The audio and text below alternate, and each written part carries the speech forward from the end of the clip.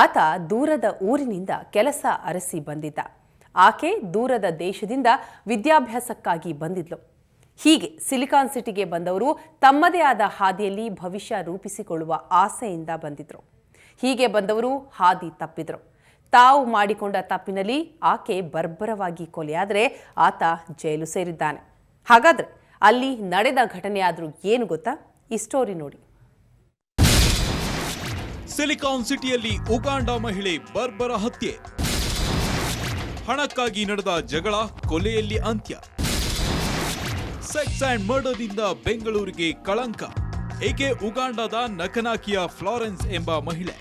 ಏಕೆಯನ್ನ ಹಿಮಾಚಲ ಪ್ರದೇಶದ ಇಶಾಂತ್ ಎಂಬಾತ ನಿನ್ನೆ ರಾತ್ರಿ ಎಂಜಿ ರೋಡ್ನಿಂದ ಪಿಕಪ್ ಮಾಡಿದ್ದಾನೆ. ಪಿಕಪ್ ಮಾಡಿದ್ದು ಒಳ್ಳೆ ಕೆಲಸಕ್ಕಲ್ಲ, ಸೆಕ್ಸ್ ಒಪ್ಪಂದದ ಹಿನ್ನೆಲೆಯಲ್ಲಿ. 5,000ಕ್ಕೆ ಒಪ್ಪಂದ ಮಾಡಿಕೊಂಡು ಇಬ್ಬರು ತಿಮ್ಮೇಗೌಡ ಲೇಔಟ್ನ ಆಕೆಯ ಮನೆಗೆ ಹೋಗಿದ್ದಾರೆ. ಎಲ್ಲ ಆದ ಬಳಿಕ ನಕನಾಕಿಯ ಫ್ಲಾರೆನ್ಸ್ ಒಪ್ಪಂದದ ಪ್ರಕಾರ 5,000ದ ಬದಲು 10,000 ಕೊಡುವಂತ ಪೀಡಿಸಿದ್ದಾಳೆ. ಈತ ಕೊಡದಿದ್ದಾಗ ಕೊಲೆ ಮಾಡುವುದಾಗಿ ಚಾಕು ತೋರಿಸಿದ್ದಾಳೆ. ಇಶಾನ್ ಆಕೆ ಬಳಿಯಿದ್ದ ಚಾಕನ್ನ ಕಸಿದು ಆಕೆಯನ್ನೇ ಕೊಲೆ ಮಾಡಿದ್ದಾನೆ. ಉಗಾಂಡ ದೇಶದ ಪ್ರಜೆಯಾದ ನಾಕಾಯಿಕಿ ಫ್ಲೋರೆನ್ಸ್, ಈಕೆ ಸುಮಾರು ಒಂದು 25 ವರ್ಷ ವಯಸ್ಸಿಕೆಗೆ. ಇಶಾನ್ ಎನ್ನುವ ಒಬ್ಬ ವ್ಯಕ್ತಿ ಇವನನ್ನ ಭೇಟಿ ಮಾಡ್ತಾಳೆ. ಇವ್ರ ಮೇಲೆ ಅವ್ರು ಹಲ್ಲೆ ಮಾಡೋದು, ಅವ್ರ ಮೇಲೆ ಇವ್ರು ಹಲ್ಲೆ ಮಾಡೋದು, ಈ ರೀತಿಯಾಗಿ ಪರಿಸ್ಥಿತಿ ವಿಕೋಪಕ್ಕೆ ಹೋಗಿ ಈ ಇಶಾನ್ ಎನ್ನುವ ವ್ಯಕ್ತಿ ಈ ನಾಕಾಯಿಕಿ ಫ್ಲೋರೆನ್ಸ್ಗೆ ಒಂದು ಹರಿತವಾದ ಚಾಕುವಿನಿಂದ ಚುಚ್ಚಿ ಹಲ್ಲೆ ಮಾಡಿ ಅದು ಮಾರಣಾಂತಿಕ ಹಲ್ಲೆ ಆಗಿ ಸ್ಥಳದಲ್ಲೇ ನಾಕಾಯಿಕಿ ಫ್ಲೋರೆನ್ಸ್ ಮೃತಪಟ್ಟಿರ್ತಾರೆ. ಸ್ಥಳಕ್ಕೆ ಪೊಲೀಸರು ಆಗಮಿಸುವಷ್ಟರಲ್ಲಿ ಉಗಾಂಡ ಮೂಲದ ಆಕೆಯ ಸ್ನೇಹಿತರು ಮನೆಯ ಮುಂದೆ ದಾಂಧಲೆ ನಡೆಸಿದ್ದಾರೆ. ಸ್ಥಳಕ್ಕೆ ಬಂದ ಪೊಲೀಸರ ಮೇಲೆ ಹಲ್ಲೆಗೂ ಮುಂದಾಗಿದ್ದಾರೆ. ಈ ವೇಳೆ ಪೊಲೀಸರು ಲಾಠಿ ಚಾರ್ಜ್ ಮಾಡಿದ್ದಾರೆ.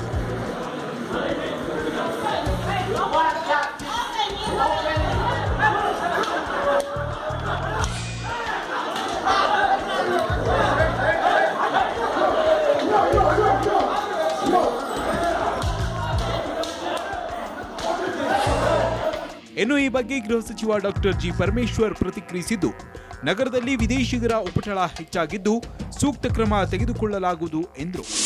ತನಿಖೆ ಮಾಡಿ ಅಂತ ಹೇಳಿ ನಾನು ಸೂಚನೆ ಕೊಟ್ಟಿದ್ದೇನೆ. ಕಮಿಷನರ್ ಅವ್ರ ಜೊತೆ ನಾನು ಮಾತಾಡಿದ್ದೇನೆ. ಮರ್ಡರ್ ಆಗಿರೋದು ನಿಜ. ಹಾಗಾಗಿ ಮರ್ಡರ್ ಮಾಡಿರೋವನ್ನು ಕೂಡ ಈಗಾಗಲೇ ಅವರು ಅರೆಸ್ಟ್ ಮಾಡಿದ್ದಾರೆ. ಯಾತಕ್ಕೆ ಮರ್ಡರ್ ಆಯಿತು, ಅದರ ಹಿನ್ನೆಲೆ ಏನು, ಅದೆಲ್ಲ ತನಿಖೆ ಮಾಡಬೇಕಲ್ಲ. ಯಾಕೆ ಒಬ್ಬ ವಿದೇಶಿ ವಿದ್ಯಾರ್ಥಿ ಅಂತ ಹೇಳ್ಕೊಂಡಿದ್ದಾರೆ ಅವರು. ಕೊತ್ತನೂರು ಪೊಲೀಸ್ ಠಾಣೆಯಲ್ಲಿ ಪ್ರಕರಣ ದಾಖಲಾಗಿದ್ದು ಪೊಲೀಸರು ವಿಚಾರಣೆ ಮುಂದುವರೆಸಿದ್ದಾರೆ. ಬೆಂಗಳೂರಿನಿಂದ ರಮೇಶ್ ಜೊತೆ ಚೇತನ್ ಎಂ, ಕ್ರೈಮ್ ಬ್ಯೂರೋ, ಸುವರ್ಣ ನ್ಯೂಸ್.